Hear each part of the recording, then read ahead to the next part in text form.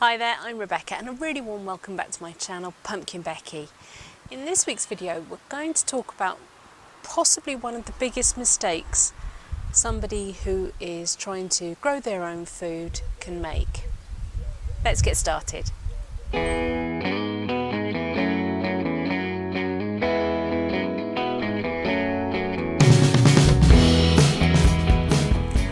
So what is it then? Not feeding our crops, not watering it. How about not harvesting it at all? And I bet most of us are guilty of that. It's so easy to think, oh, I'll just give that a couple more days and then I'll pick it, and you forget, or the blackbirds come along and take everything, or the wasps find your apples ripening on the tree and they start eating them for you. All these things have happened to me and it's my fault. I should protect my crops better. I should pick them a little bit sooner. Sometimes it's a case of recognising when something is about to be ready, or about to go too far, and trying to catch it at that point. Now, a case in point this evening, we just had leek with gammon steaks and it was delicious, and they were leeks from the garden. But I noticed as I was cutting them that the centre of the stem was starting to go, instead of being white and in rings, it was starting to look a little bit more solid and translucent. And that means it's about to bolt.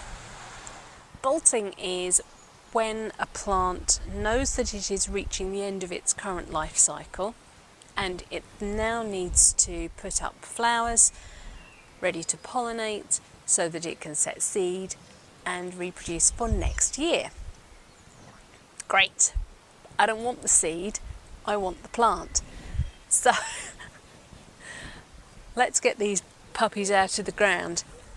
We've had some incredibly hot weeks, and overwintering crops like leeks don't like that at all. It's not their natural time to be growing.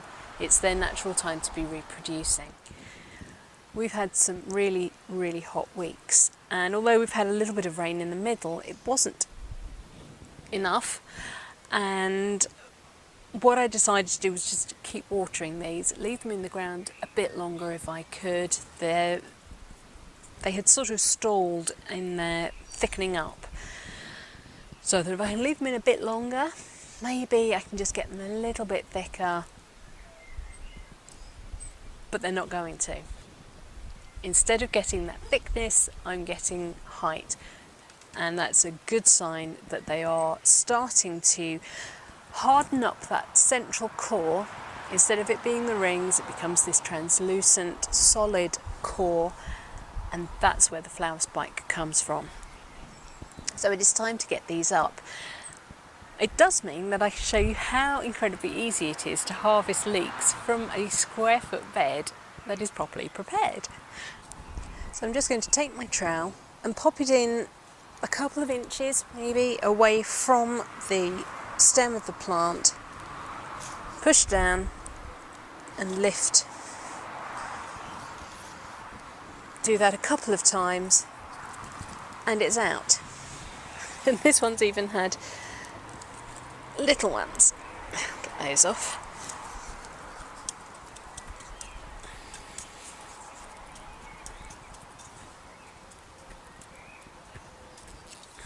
This is a classic Mel's Mix compost, although a peat-free version, because he for some reason does advocate using peat.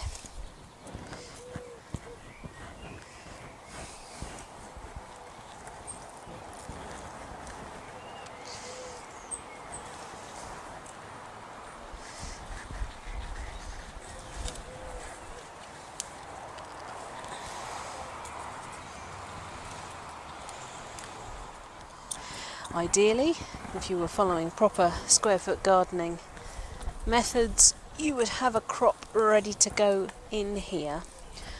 Unfortunately, I haven't quite. No, I haven't got anything that could go in.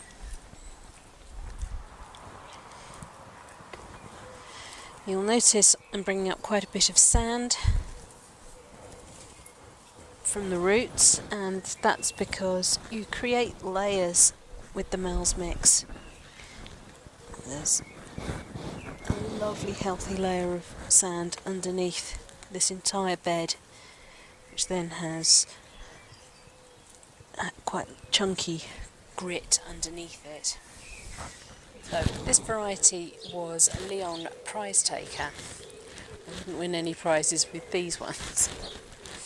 So I want to try and show you what you're actually going to see inside a bolting leek. This one is about to go. Do excuse my dirty fingers, but where I've just broken the top off, this is up and towards the end of the leaves, you can sort of see that in here is what will be the flower head, that classic allium flower head. And if I break down a little bit further and peel away the leaves,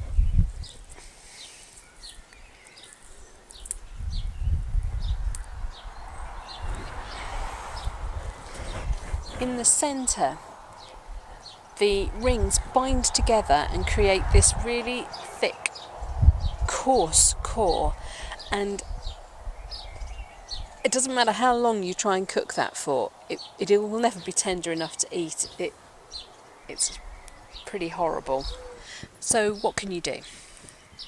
If you start to notice those stems elongating, the distance between the leaves getting longer, and telltale signs of a flower stem starting to form in the middle, harvest your crop straight away.